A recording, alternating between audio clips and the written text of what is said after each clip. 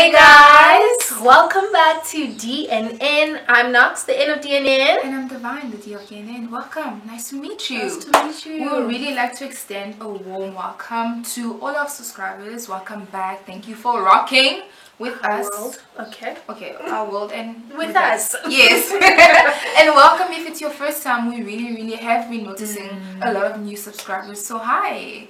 This is Nox, this is Divine. We've been friends for 15 years. Welcome to our friendship. I was obviously in a coma for the top of the 15 years. Yes, she was. But yeah, it feels that long, honestly. It does. It's so nice and organic. And I appreciate you. And we just gonna have our moments in front of the people. Okay, welcome. This is us. This is us, guys. So today is gonna be almost a wrap up of this incredible series that we've been doing, the human experience. Thank you so much for the love. Yes, I think this is something that we've always wanted to do, and we thank God that the way the world is working right now actually allowed us to give birth to this series. Very relevant, very relevant on time. Yeah, timely, 100%. Timely, timeless. Ooh, okay. So what we're going to be doing today is discussing, I'm going to get straight into it, GBV. That is gender-based violence, if you're not sure what that slogan means. Yeah. And it's important that we discuss this. I think as women, it's a conversation in the women's circle that we actually don't have enough of, yet alone in the sort of Christian circle, in the male-female circle. It's a conversation that's just not had enough. And I'm talking about not, oh man, not trash kind of conversation. That's not I'm talking about a constructing type of conversation. And that's what we want to do today. 100%. And I think beyond that, adding to that is that this conversation sometimes feels like it's isolated. Absolutely. That people who are, I guess, at the receiving end of violence and all of that feel like they're the only people speaking. And though it is a story that we tell from our perspective, because we've experienced it maybe to a certain extent, but it's a conversation we should all have. Because if it's affecting you, it's affecting me, it's affecting everybody. Whether you're perpetrating, you're a victim of it, or you've seen it, all of us should be sitting down and speaking about it. So this is not a thing of like, well, women are suffering, men don't talk, sit down and receive. No, it's a conversation. Not that you can feel guilty, but how can we help each other? How can we be better? Yes. You know, which we'll get to, but just grab a cup of tea, grab a juice, grab a water. Yes. Grab something. Grab a friend. Yes. Invite your male friends. Your male friends. And let's sit together and talk about this. We'll see you on the flip side of the intro that's gonna play right now. Like right now.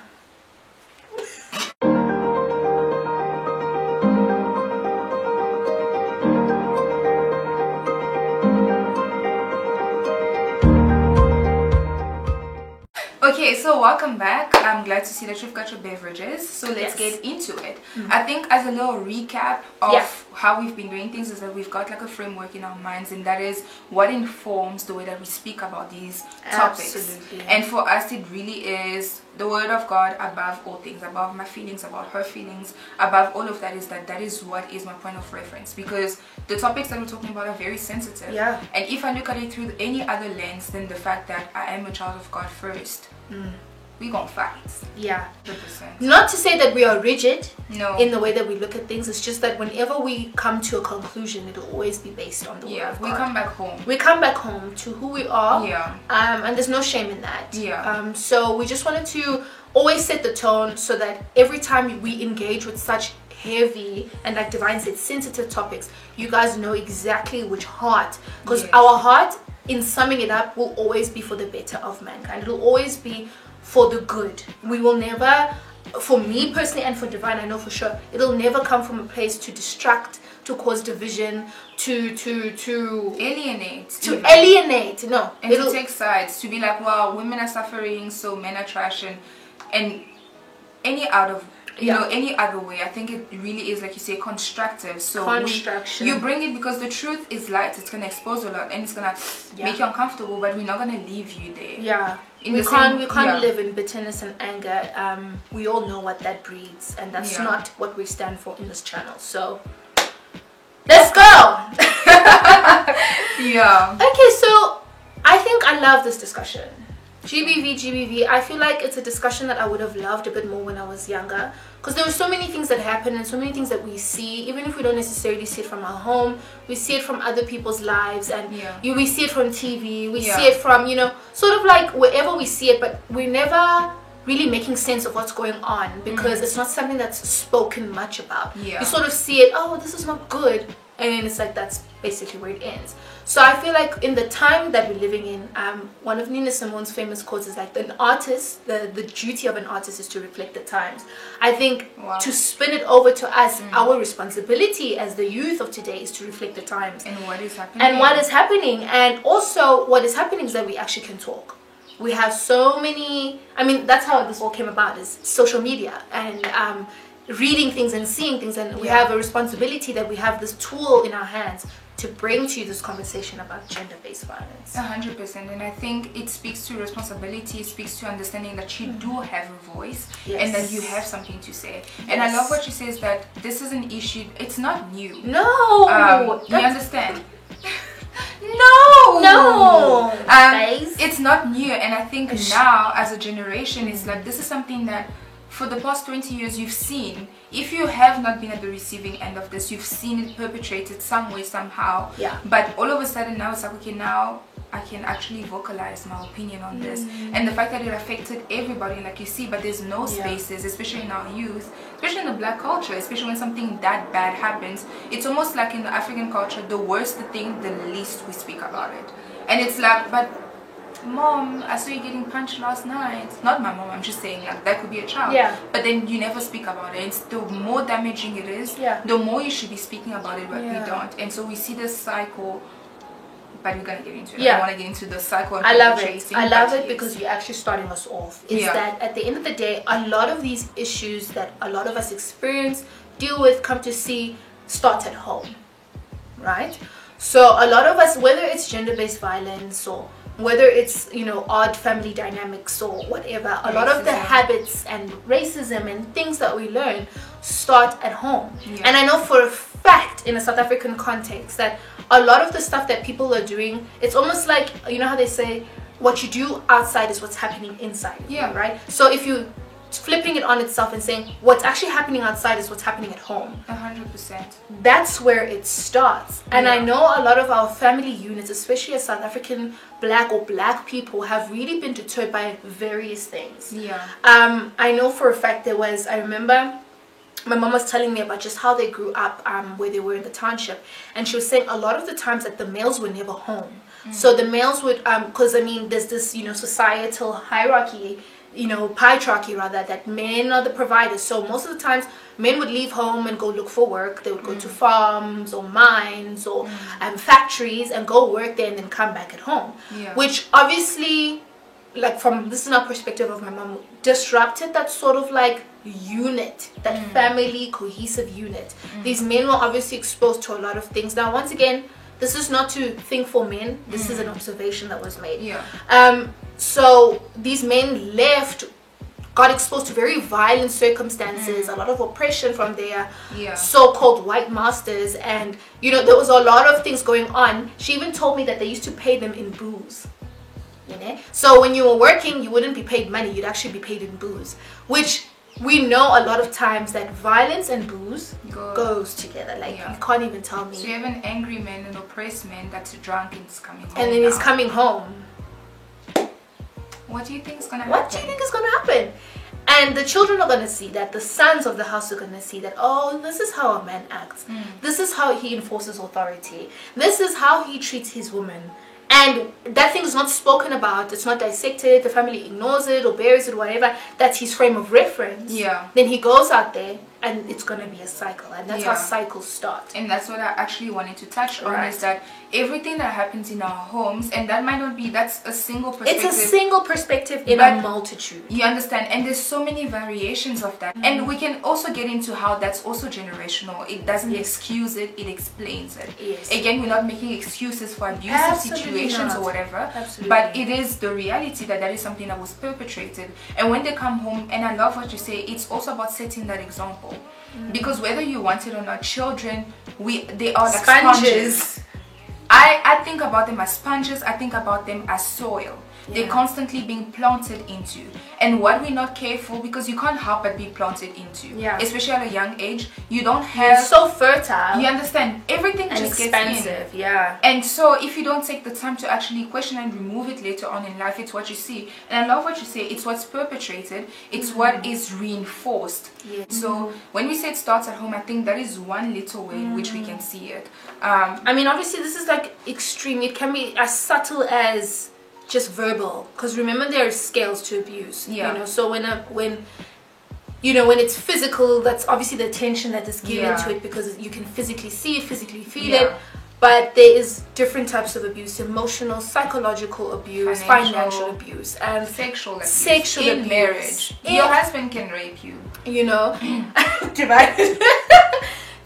it's possible. It's possible. It's possible, and it happens. Not if it's possible, it happens. And there's so many levels. So when we are highlighting like physical, it's just to drive more the point home. We understand and we're very aware that there are other forms that we all have experienced in some way or shape. Another thing that I just want to draw attention to is that gender-based violence, it's not saying men-based violence. It says gender. So let us not... I really want to use... really want to use this opportunity to say that women can also really be violent. Can also be really abusive, physically, mentally, emotionally. And it's really difficult for me to say, because I'm on the woman's side, because I'm a woman. But it's a fact, it's a thing that actually happens. And I've seen it myself. I'm not talking about something that's theoretical. I'm talking about something that I've seen. You know, because in the context that I saw it, the woman was so oppressed that she had no other way but to lash out. And so it becomes victim, perpetrator. Victim, perpetrator. The kids get splashed with all this verbal violence and physical violence, and it just becomes really messy. So because right now we're really highlighting gender-based violence, we're not excluding that women cannot be violent, but for the sake of experience and the sake of what's going on in our world right now, we are going to be referring more to males. So I just want to put it out there. It's not something we are aware. Okay, another thing that I wanted to talk about, Divine, what do you think in terms of media? How does media perpetuate gender-based violence?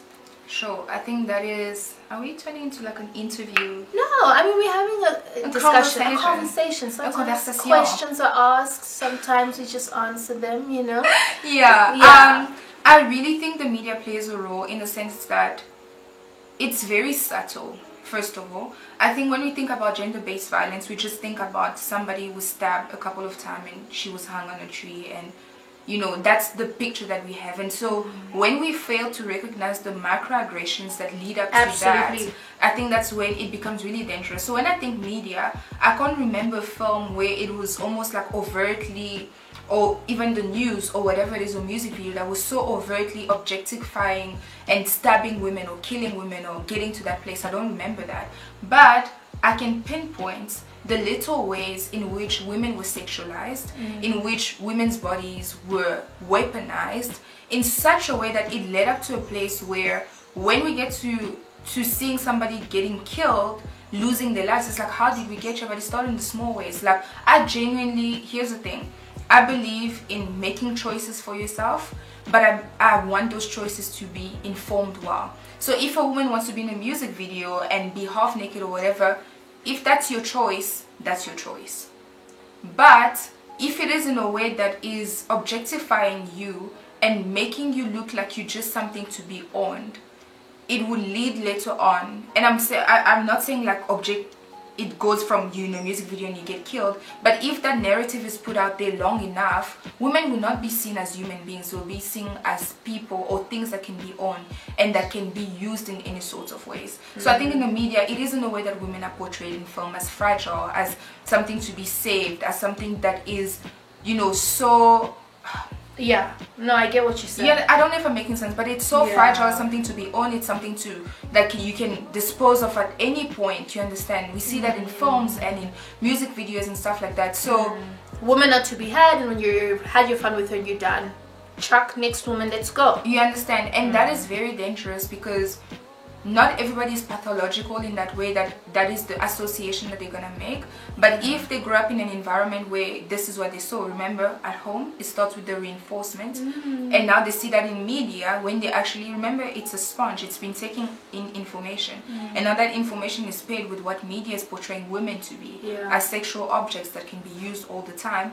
I wouldn't be surprised if now they're trying, because you've been taking in, now it's time for you to exert what you've been educated in. Absolutely. And so now what are you actually actually going to produce? You understand what Absolutely. I'm saying? So yeah, I think also for me, another thing about media is just, it goes beyond obviously like film and videos, but just if you look at voices of reason, voices of intelligence, voices of leadership, when you look at it in media, most of the time you'll see males. I mean, how dare I have an idea? No, for real, let's be honest. I was literally watching like Trump stuff yesterday, and just like watching him give his speeches, I was just fascinated by like just his thought process. Like, it just doesn't make sense. How did we get to that? How did we get there? But it's cool. This is not about him. This is about looking at I think he was coming into his presidency. Or he was sorry, in this one he was giving like, it's like a boardroom type setting, and he was giving an address. I literally, as the camera did like a sweep around the room, every one of those people were males. Every single one of them were males, and white males, but that's not the point of this video. Every one of them are males. So you ask yourself, okay, so males, I'm told that they're my head, or that they are the intelligent one. I'm told that they are supposed to make the decisions. I'm told that they are supposed to fill parliament and make decisions that impact everything. Women's sexual health, women's rights to vote. We can talk about that in history. Bro, women informed by them. So as a woman or as a child, whether you're male or female, and you're growing up in an environment where dad is, the voice of authority, and he also does these, unrighteous things to our family, then you go out into the public and you see, all the men. Power, intelligence, it's actually attributed to males. Right. Also, when I'm with my friend circle and they're talking about the things they've done with women, it's condoned to speak to women in a certain way and to look at women in a certain way and to treat them as, I see. And you internalize internalize that subconsciously, consciously, and that becomes our society. And that becomes our media. Because the media houses up, 95% of them are ruled by males. Go and see who are the directors of films. You will see the percentage who are males. Go and see the script writers. Is males. Producers is males. This is, I'm not even pulling out stuff like, this is reality. So our reality is actually formed by males. And I can only understand how that can impact a whole nation and a whole generation and a whole universe.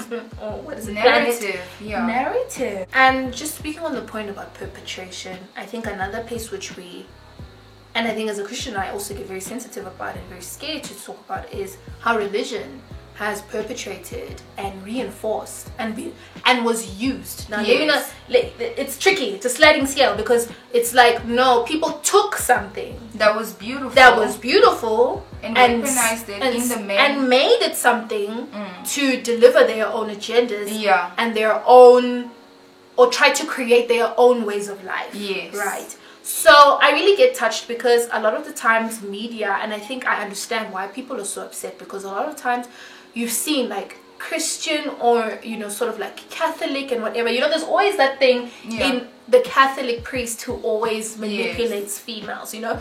It's a true thing that's happening, but I think everybody sort of has that belief system of that, because a lot of people have been scarred by church or religion or other religious groups. And this is not only Christian religious groups. This can be Buddhism, this can be Hinduism, Muslim. So let's not also get into that, because I always feel like anytime religion is spoken about, it's like, it's Christian. It's not. And I think with what you're saying is very true, and this is gonna get really real, but it's real. There's been situations where in the church a girl will come forward and say, my boyfriend raped me, and the question will be asked, why were you at his place? What did you do? Why did you sleep over? What were you wearing? I was wearing the gender woman. That was my clothing, the fact that I was a woman. And so in those situations, what's really sad for me, like you said, is like it becomes so generalized that it actually dissociates people from the true God. Because we are representatives of we God. are a reflection. And if I treat her poorly, what am I saying about God? And we can't detach the two because we are his hands and feet. And if God's hands and feet beat somebody or rape somebody, we associate that to God, even though that's not who he is. And it's so sad, but there's a lot of damage control now that must be done. Where it's almost like we have to not make excuses, but make amends for God. Yeah. For people's behavior. And that's not fair, you understand? So I really will stand and say, I believe in God and I believe in the church. I believe in the community that can be healing. But I'm not going to pretend like it's not used to suppress, to oppress, to perpetrate and maintain stereotypes and very destructive ways of dealing with things. Absolutely. Like, you couldn't have said it better.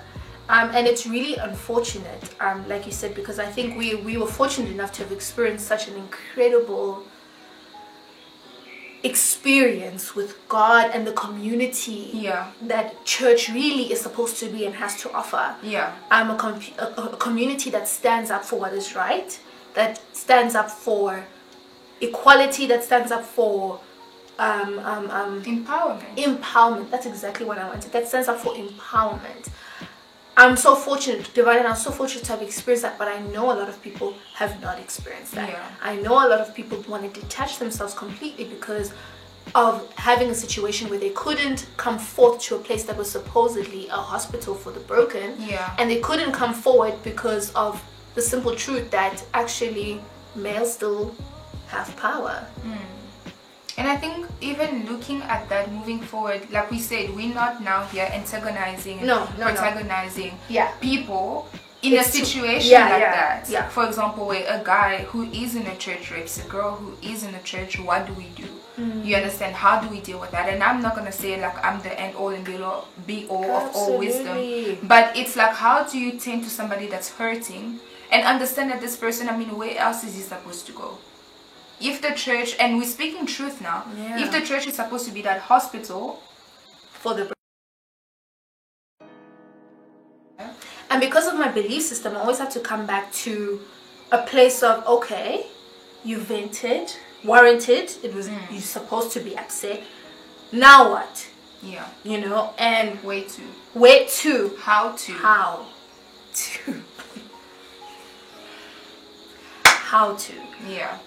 you know, because as much as this is my belief, we can whatever, God created everybody, including the perpetrators, as hard as it is to believe. Sometimes you're like, and when Jesus spoke about forgiveness, he spoke about forgiveness for everybody. When he says, if you were the only person on earth I would die for you, he meant them too. So how do you now go and distance? How do you choose for God what he's supposed to love and forgive? It's so difficult. Like, even I cringe right now. It's just like, whoa. Okay, so let's keep that in mind, ne? And then now I have to ask myself, because we're still on the how to. I think that's number one for me, is always keeping, okay, where do I get my information as to how to? Like, where do I get the heart?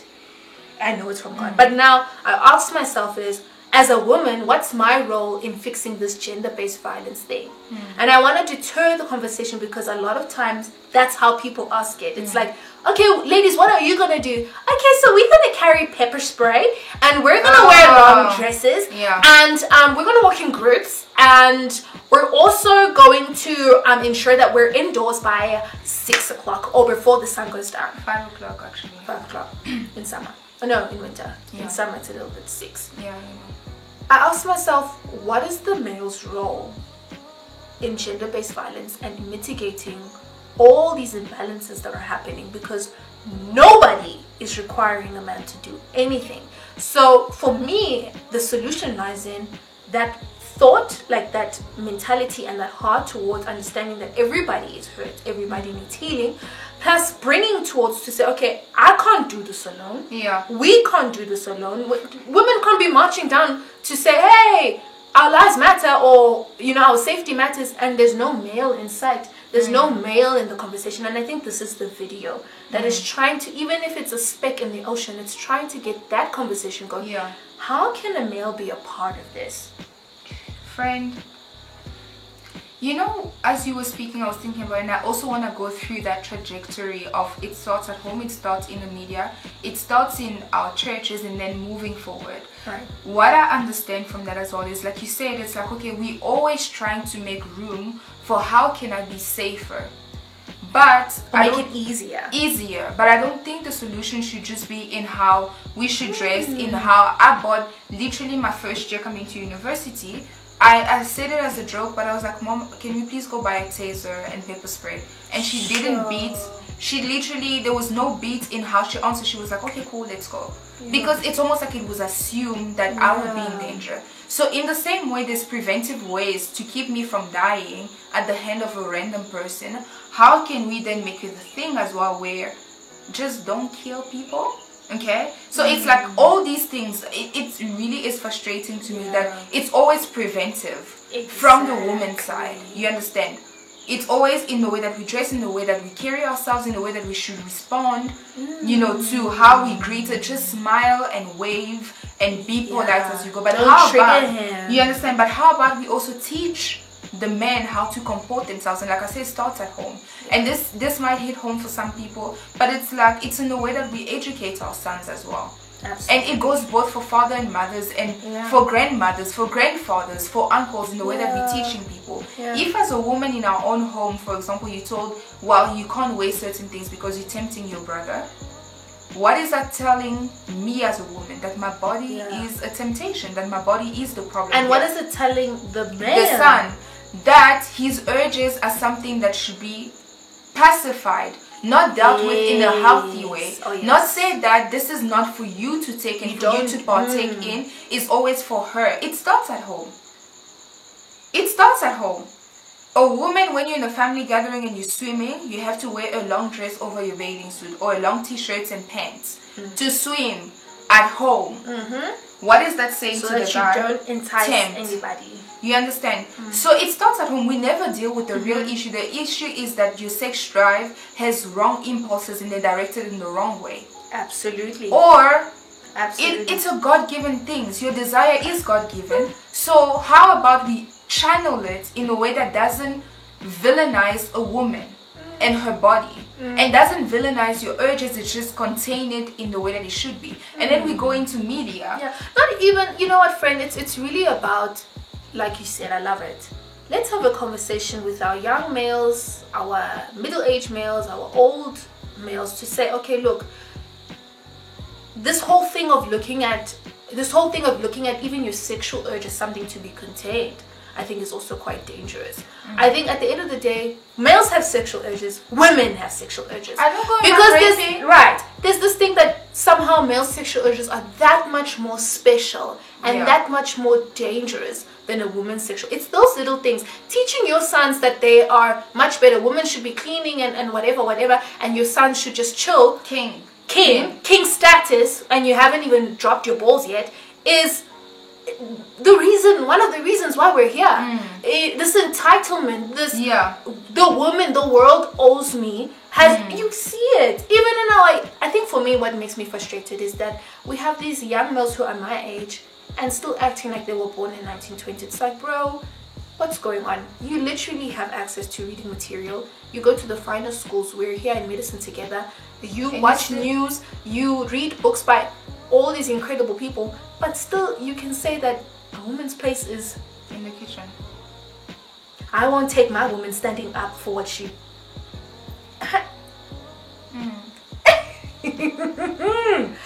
literally, how is it possible? You know, so I love what Divine is saying. These little things start at home. Then let's talk about media. We need to, this imbalance of thinking that males tell female stories and males are the ones who give us ideas, and needs to break. And that's why I feel, as a aspiring artist somewhat, to really permeate these spaces and bring forth my truths and my stories. Your voice, your voice. Women, take up your voice and take up your place, because men are not going to hand it to you, unfortunately. We can see. They haven't handed anything to us besides GBV. I'm kidding. Nobody's handed anything to us, so we really need to take our places in creating stories and really somewhat viciously permeating these spaces, so that we can ensure that stories and teachings, it's so fascinating to me that a woman can breastfeed and grow a man, and he can still beat his wife, but he comes from a female's teat. You know, it's so fascinating how it can get there. And I really feel like as females, we have a role to play in that sense. We need to teach our sons. We need to, and I mean, we need to teach our sons, not teach our daughters to not interact with our sons in a certain way. Pure teaching. Let's focus on males teaching. Education. And their schools. You know how there's some things you're not taught at home for whatever reason, and you hope, okay, that school's going to be the place where you're going to learn that. And it still doesn't happen. Schools need to take up their place. 100%. And I think that goes, it is so much more like in school. My hope, and for my future, I hope for the future of your children as well, is that when we go to school, it's not a place where you simply just learn about what is in your textbook, that it can be an education about life. And if schools was to fall part of that community, because if it takes the village and to raise somebody, and we're having some raggedy people, men and female, it means there's a dysfunction at every level, at home, at school, at church, or whatever it is. So schools should also take that responsibility to say, okay, cool, we're not just making intellectuals, we're making people. Because what? So I think if we see educators and educating spaces as places that can actually contribute beyond just textbook knowledge, I think it will be so advantageous for everybody, that we take our responsibility, that we don't just think at home is enough. It should be, but it's not, because people are flawed. And so it's like, how do we all literally take hand? If it takes a village, then let's make sure that everybody pitches in going forward. Absolutely. I think it's everybody's responsibility to inform themselves better, to understand better, and to teach better, even if it's not your child, even if it's not your brother, even if it's not your friend, or if they are your friend or your brother. Say something. Like, it doesn't always have to be a fight. I feel like it starts, like I said, with small things. If somebody makes like a sexist joke and you laugh along, you are perpetrating and you're reinforcing. Well done, Brad. You understand? So it's in our circle of friends, and we call each other out. If you can't call each other out in your group of friends, how do you think you're gonna fight something on a bigger scale that becomes gender-based violence when you didn't deal with it as a bad joke? Absolutely. You know what I'm saying? Absolutely. So now we just I want to go into a specific example, because I think sometimes it's important to bring things to personal experience. Because you can speak about things, this, you know, but theorize, but these are something or things that we have actually faced and come to terms with. And once again, it's in different scales. Some of them are so small where you're like, you shouldn't really be ticked off about this. Some of them are so big where it's like, you should really report this. You know what I mean? So I want to dive into an example that I recently experienced. I was going back and forth as to, okay, which one am I going to speak about? I'm going to speak about the ones where I was younger, in my own household, whatever. And for other reasons, I chose not to. I chose to choose this recent one that happened, because I feel like it just shows that this is an ongoing thing. Okay, and like I spoke in my previous video that I did, which was the Black Might Just Crack one, how I spoke about, you know, you can experience racism in institutional settings, you can experience gender-based violence in institutional settings. And once again, remember we said that gender-based violence is not just, oh yeah, I've killed you, I've raped you. I've raped you. It goes from, I've said something. It goes from, I've looked at you in a certain way. I've touched you in a certain way. I have undermined you in a certain way. It's an all-inclusive term. So recently I was doing a rotation in Obs and Gynae. I'm doing a surgical procedure, helping the doctors. It was my patient, so I had to go in and scrub in and help them. And this is obviously Obs and Gynae, specifically Gynae, is about women's sort of genital area and the pathology that can arise from there. And you know, it ranges from just infections all the way to cancers to just malformations, whatever. So these specific doctors or specialists in this arena, and they operate and, you know, correct and treat these patients.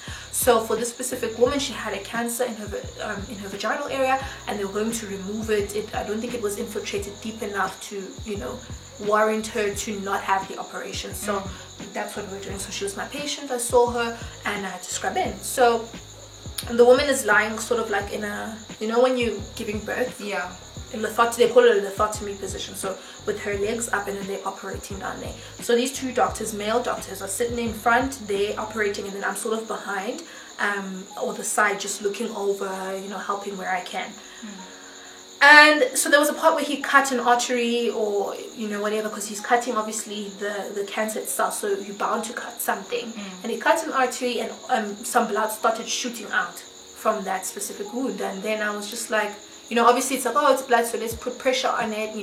So after he did that, the head doctor, then he asked me a very discerning question, and I'm going to say it because I don't want to give it power over me anymore. Yeah. I don't want it to be something that, oh no, we should say it in the sweet way, because in that moment it wasn't sweet. He said it. So that's another thing, we try and make it for them to make everybody feel comfortable, but it was not a comfortable experience. Yeah. So this doctor, this educated, senior, triple threat qualified doctor, asked me a very sexual question, and he said, do you squirt, or can you squirt?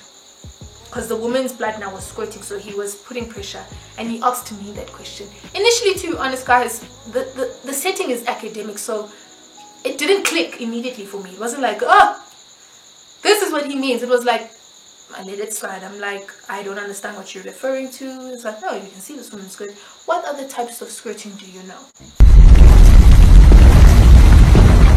So I was just like, you know what, it kept on going on throughout the operation, these sort of like comments, others that I won't mention. I feel like that was evidence enough to say that, first of all, you're disrespecting me, secondly, you're being unprofessional, and thirdly, why do you feel the need to ask me that question, which I deflected 1,000 times to show him that, hey, I'm not trying to have this conversation. It's Satan.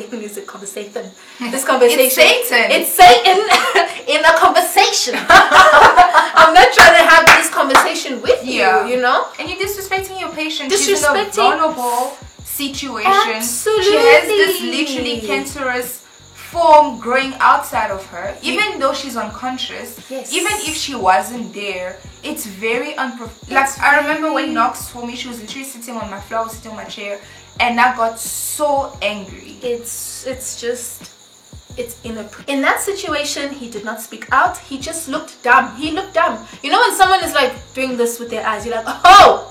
So you heard this. You are here. You just won't say nothing. You cool.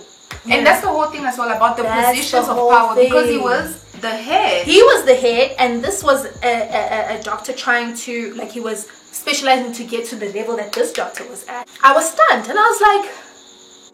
So my family member was in a relationship that was very abusive. It was verbally, emotionally, physically abusive. And what sucks about this is like, it was on both sides, and it got to a point where she kept losing, basically miscarrying. And it got so like destructive. So then she left the situation, which was really, really helpful, because she couldn't continue to be there, because the thing is, it wasn't just affecting her, but her 2 young children were exposed to that. And I think sometimes you stay for the reason of love, but you're actually causing more issues, because the very people that you're trying to keep in a safe environment are actually suffering from it, because it's that cycle. They're seeing that being perpetrated every day, and they think that's normal. So she left the situation, and then church people came and trying to counsel both of them, and they kept saying, no, you left the battlefield, you don't have faith. Because there's that Christian saying, we call verses not Christian saying, there's a Bible verse that says that the strong faith of a woman in the house can change the course of a whole household. And I'm not putting the word of God in question, but I'm saying when we use that to make somebody feel guilty for saving her own life, because mind you, she had been losing children, she had miscarried at least twice before.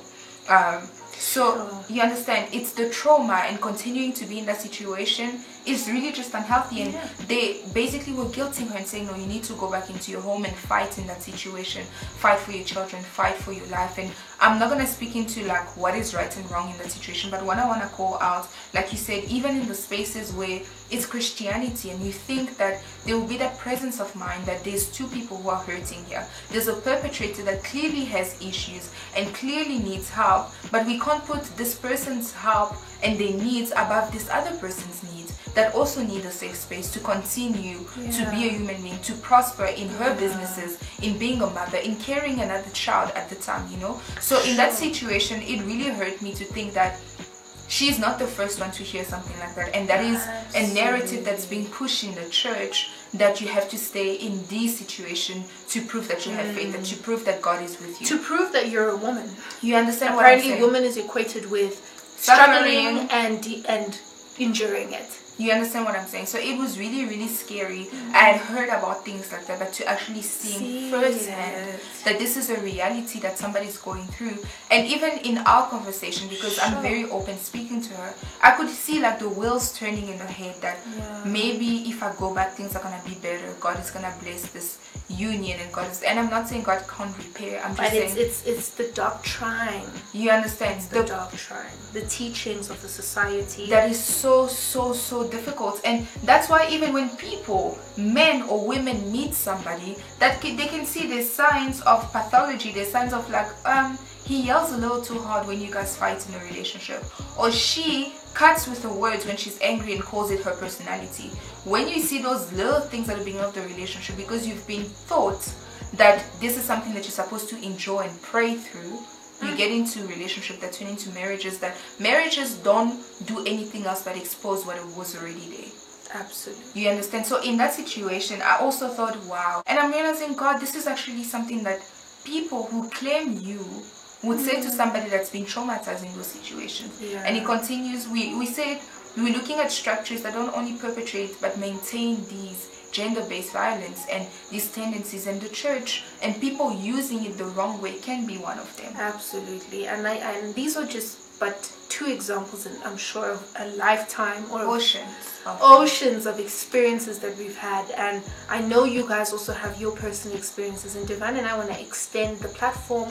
You guys are more than welcome here on this platform, YouTube, on our Instagram, Facebook. DM us if there are any questions, anything that you want us to talk about, elaborate on, anything you feel that we didn't touch enough. Obviously, you know, time is a constraining factor. We want to say so much, but we also don't want to overload you. There's definitely more videos that can be made, so please do let us know. Drop a comment below. Tell us if we've helped you. Tell us if we've shed some light. Males especially, tell us maybe some of the concerns that you have. Drop them down. Maybe experiences that you've had that maybe might have informed the way that males around you are. We want to know, because the more we're informed, the more you're informed, the more we can move forward together. 100%. And I think, just like one of the last touching bits, like we said, this is not something to antagonize and protagonize anybody. We want you to understand that gender-based violence, like she said, it's not a male-based violence or a female-based violence. It is a human condition. And so if you were at the receiving end of something that is so destructive, and it could be, and I don't want to say something as small, but like I remember walking past, because there's constructions being done around where I stay, and there's a park, and the park has like really like tall grass and stuff, so walking through it is kind of an issue. So I had the choice, walk through that and potentially get bitten by whatever is living in that new ecosystem that has been growing, or walk around, but around this construction is being done, and those men basically catcall me every time I walk. And being catcalled is already uncomfortable. Being catcalled in vernac, when you don't even understand what they're saying, so it's like, no, I don't want, but I don't even know what I don't want. Literally, I felt so uncomfortable, and sometimes I just walk fast and I ignore. But then I'm scared, because the streets, I mean, it's during the day, there's not cars that driving all the time.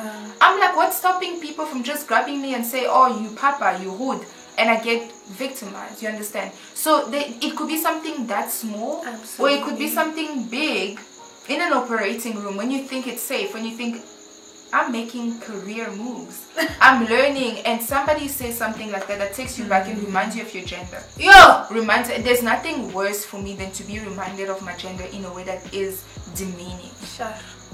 So you have situations like that. So whether you're at the receiving end or you feel guilty, you're like, you know what, maybe I have whistled at somebody, maybe I have made a comment, or maybe I kept quiet in the situation. I don't want anybody to feel excluded from the conversation, because if there's gender-based violence, there's a perpetrator and there's a receptor. And so we all belong in this conversation. Everybody. How do we move forward? I really think we've touched on it here and there, but I really want to reiterate, have conversations at home. Even if you're not going to, because I know I'm black. I'm black, so I understand you can't just tell your mom, Mom, why don't you let me do the dishes and help my sister? Why don't you give me chores? Why can I swim in my shorts? You understand? So I know it's difficult to engage, but just do it. Sometimes we think our parents are complete human beings. They're human dance. No, they're beings.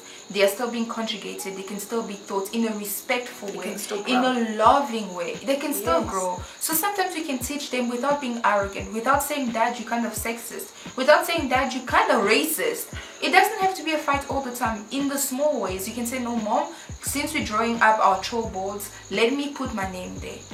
Because cooking is not something that's for women, it's for people who want to be alive. Do you want to be alive? Cleaning, knowing how to clean is for everybody, in the small ways like that, in your group of friends. Get together. Girls, we love sitting and talking.